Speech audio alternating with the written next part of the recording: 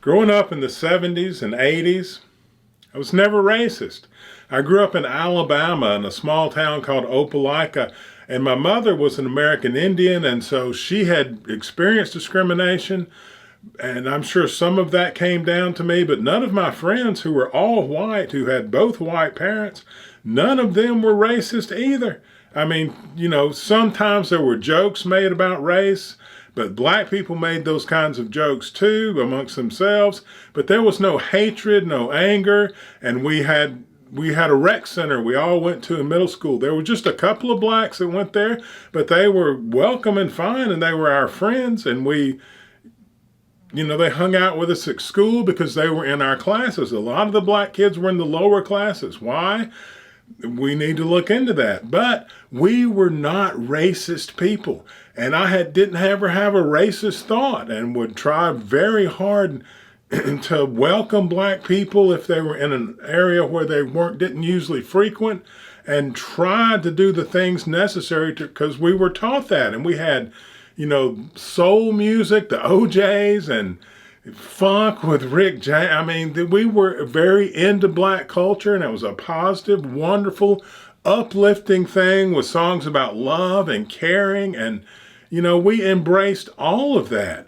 And I didn't get a racist feeling until this woke crowd started saying ugly things about white people. And even though I'm Indian inside, I pass for white. And however white people are treated, that's how I'm going to be treated until someone gets to know me. Racism is racism. And so once they started saying all that stuff, now I see black people, and I'm not sure how they feel given what's in the ethos, even though black people, I don't think, are really behind it. It's a bunch of disaffected white people like the transsexuals. That's a very small minority, and that's who the news is giving, voice to, because it's a weird, different, quirky voice that everyone clicks on the internet, and it makes the money. And the normal people who are really not racist and who want to get along and who have been trying to make this work forever, their stories aren't interesting. They can't do a cute headline about two people who were trying to make the world better by doing the hard work and just being friends. And it's these people who are transsexuals and doing crazy stuff.